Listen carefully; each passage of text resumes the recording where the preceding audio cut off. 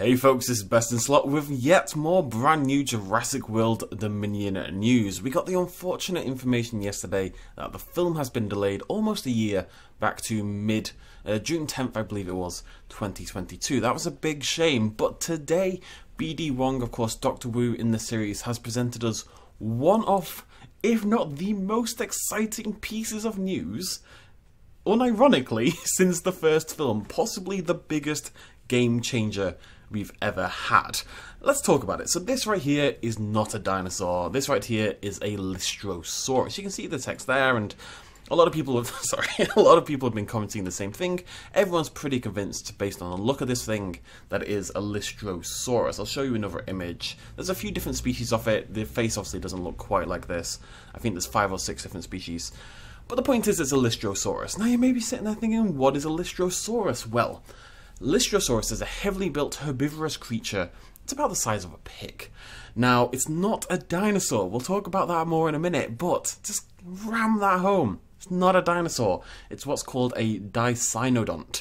And what these are non-mammalian therapsids. And therapsids are a group of synapsids. Bear with me.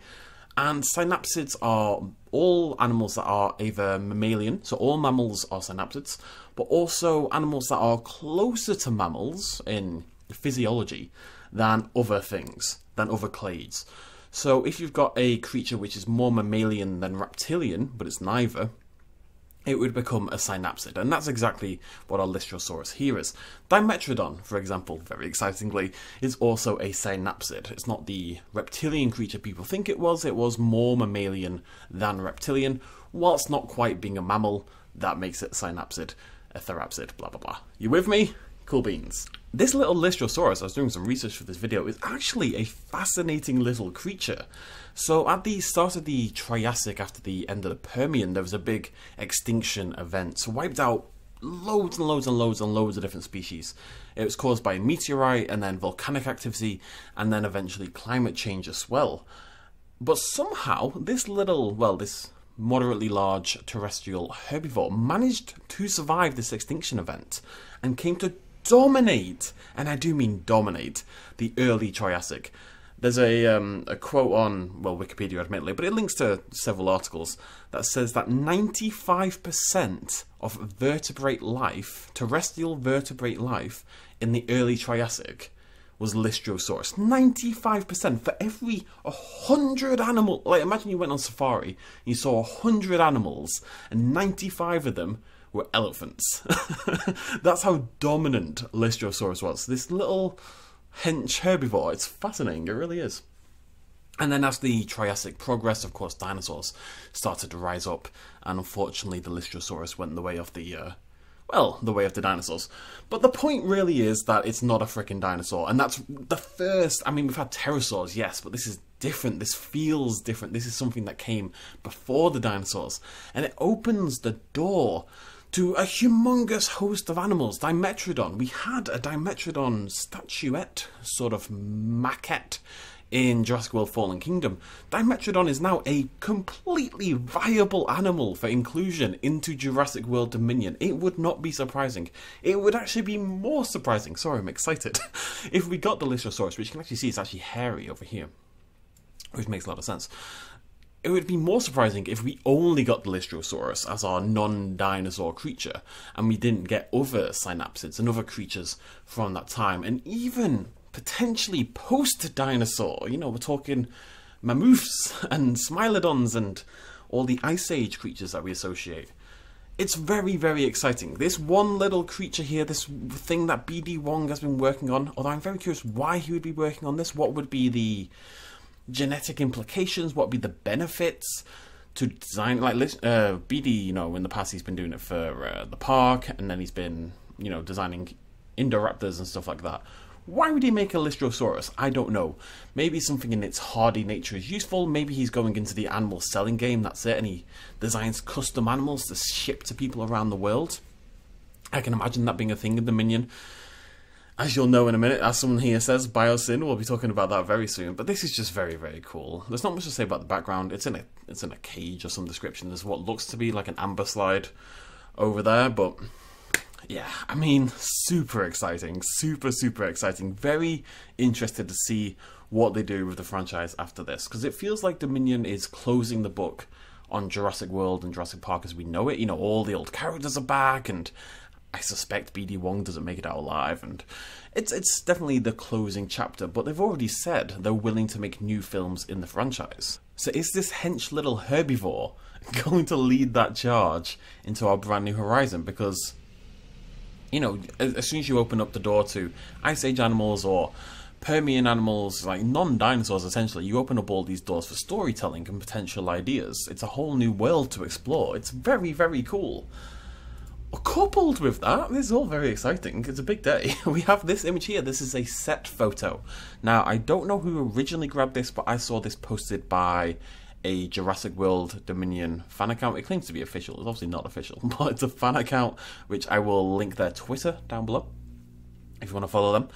And they posted this seemingly set photo. I think it's meant to be real. God, apologies if this is fake, by the way, but I believe it's meant to be real, of a jet, essentially, a Biosyn Genetics jet for the transport division. And we also have over here, you can see the same kind of thing over here in this blurry, what looks like a trailer kind of thing, or a shipping container. We've got this slightly dull, if we're honest, Biosyn logo, but Biosyn is back, and of course we kind of expected that because Thingy has returned.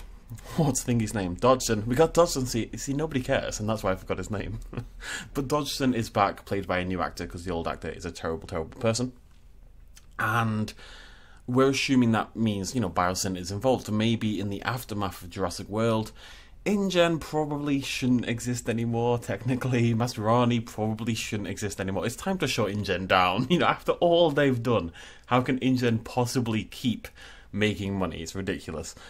Maybe Biosyn is now going to be the big bad genetics. Maybe Wu's going to move over there. You know, Wu would still be, despite the disasters, the most in-demand geneticist on the planet. Dodgson's going to be involved in some capacity, we know for sure. And I can see it as a... what I can see, if I had to guess. So we know this genetic power is out there. Dinosaurs are now being sold and transported, and they're much more of a common commodity. Kind of like we saw in Fallen Kingdom. You know, they're out in the world, and now it's a more accepted thing. I imagine, if I had to guess, Biosyn simply makes dinosaurs. And I was going German there, and other non-dinosaur prehistoric creatures, like our Lestrosaurus. The point is, though, that they make these creatures and then ship them out and sell them. There is basically genetic pet designing, but obviously much more expensive and high value because they make whatever you need. And maybe they're still doing things for, you know, for battle, for combat, maybe for food, maybe for leather for like clothing and stuff like that. Wouldn't surprise me. I don't know. Either way, I imagine Biosyn's in some shady stuff, but I imagine beyond that public stuff they do, there's something else going on. There'll be something else behind all of that they're doing that obviously then calls into action Grant and Malcolm and Sattler and Owen and the whole gang. The whole gang has to get together, as we shall see right now as well, because we have yet more set photos from the same people. There we go. There's Owen. There's a much larger looking Maisie. Maisie's about twice the size as she was in Fallen Kingdom, which I guess is the problem with child. I mean, look, she's basically the size of Owen. Bloody Nora. Not much to say about these set photos, but I'm gonna... Oh, look, it says Biosyn there. I didn't even see that. Oh, I just saw that. That's very exciting. This is like a... Huh, interesting that Owen and Maisie and I believe this is this the Wonder Wise? God, I hope so. Are here with the Biosyn vehicles. Interesting. We've got this larger set photo here. That's Alan Grant over there. There's Ian Malcolm. There's Sattler. The whole gang's back together. It's very exciting. And there is a rather chunky looking Chris Pratt. And yeah, there's Sattler again and Grant, and they're all watching what's going on here. So clearly the whole gang's together. This looks, I imagine, at least after something has gone down. You know, Claire is looking a little bit dishevelled here, to say the least. She's not looking her best. So something's gone down. And Biosyn are involved. And of course, if Biosyn get involved, Grant, etc., want to throw their hat in the ring as well. This is all very good. What a day today has been, honestly, for news on this. This picture, though, is the biggest piece of news in the Jurassic franchise. It's the biggest game changer we've had. I didn't see Fallen Kingdoms leaving the island as that big a deal, because at the end of the day, it turned into essentially the same thing. It was, you know, dinosaurs broken out and it's trying to eat people. this changes things. This opens up so many possibilities that weren't there in the past, and I'm very, very excited, in case you can't tell. Right, I have prattled on enough and fanboyed enough, but thank you so much for joining me, ladies and gentlemen. Let me know what you think about all of this. Speculate wildly down below. If you were going to add a non-dinosaur prehistoric creature, paleofauna outside of Dinosauria, that's a nice little paleofauna outside of Dinosauria. Sorry. If you're going to add one of those to the film, what would you most want to see? That's what I want to know. Which non-dinosaur paleofauna would be top of your list? If we're going to get a few more than this, which I suspect we will. Very exciting, right? If you enjoyed this news update, please do hit the like button down below. I promise we'll get back to our normal content soon, but things keep happening. And in all honesty, these like shorter, talky videos are easy for me to do right now whilst I'm dying. Thank you so much for joining me. Again, please do hit that like button. Go check out the Twitter account I'm going to link down below. I'll see you lovely folks next time. Cheers much love as always. Bye-bye.